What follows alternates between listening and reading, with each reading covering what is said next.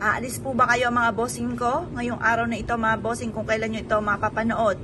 Siya mga bossing, kung kayo'y aalis, gawin nyo po muna ito para mas maging magaan ang swerte mga bossing at maitaboy ang mga kamalasan. Minsan, hindi nyo nakikita mga bossing ko, doon sa pupuntahan ninyo ay napakaraming negatibo. Maaaring kumapit sa inyo ang negatibong yan kapag wala kang mabisang proteksyon. Yung pantaboy ng mga kamalasan at saka pantaboy ng mga bad spirit. Yung mga bad spirit na yan, kapag naipon po yan sa inyo, mapapansin po ninyo, bakit kaya ganun? Ang dami-dami mga pagsubok na dumarating. Yung mga ganun mga bossing, yung mga katanungan. Parang paborito ng kamalasan, yung mga ganyan. Naku, yan ang lagi ko sinasabi dati mga bossing.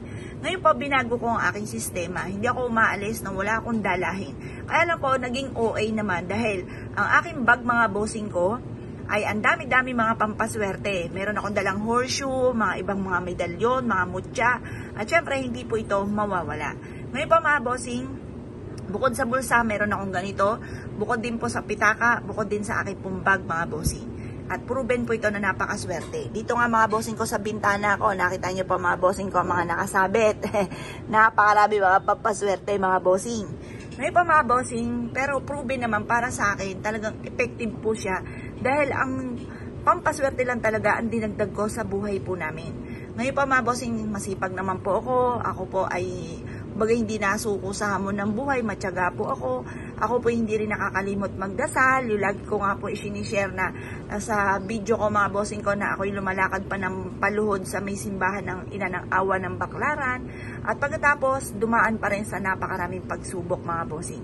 Ang ginawa ko lang po mga bossing, dinagdag ko lang sa buhay namin. Pero yon tuloy-tuloy lang yung sipag at tiyaga. At yun nga po mga bossing ko, pananalig sa mahal na Panginoon. At sinabayan ko lang mga bossing. Wala akong tinanggal kahit isa sa mga yon. Sinabayan ko lang ng pampaswerte. At basta huwag ka lang maiinip, basta kayod ka lang mga bossing. Kasi once na nainip ka, ay hindi naman effective. Ay ayoko nang gawin yan, hindi naman effective yung mga ganon. Yun nga po mga bossing, wala tayong pangontra sa kamalasan. Huwag kang susuko sa hamon ng buhay mga bossing. Ganun talaga, lahat ng tao dumadaan sa mga pagsubok. Kaya lang once na meron ka mga ganito at ikaw po hindi nakakalimot magdasal, ang mga pagsubok ay pagdadaanan lamang at hindi ninyo matatambayan mga bossing. Ngayon pa mga bossing, kung kayo po isa sa mga mahilig sa mga pampaswerte, mag-wish ka muna bago ka umalis ng inyong tahanan.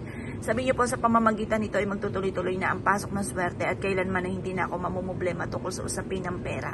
Maraming pera ang darating sa akin, siksikliklik at aabot. Maraming blessing ang darating sa akin. Ganun ang mga pag-wish na walang gamit na sana, direct to the point mga bossing.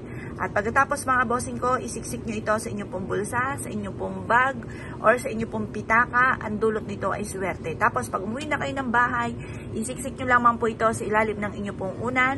Unang-una, paggagaanin nito ang dali ng swerte. Pangalawa, hindi ka lalapitan ng mga bad spirit. Pangatlo, kayo po'y makakatulog ng mahimbing. Ang taong may tulog ng mahimbing, may diwa, kumbaga nakakapagdesisyon ng tama mga bossing. Yan po, kumbaga makakapag-isip ka kung ano mga dapat gawin, pero once sa ikaw ay walang tulog, nako, magsasablay-sablay ka na dyan ng mga desisyon sa buhay. Kaya kailangan at importante na magkaroon ka ng masarap na tulog. Kaya kung kayo pinaniwala at naisyo po itong gawin, ay siya mga bossing, good luck po sa inyo po lahat.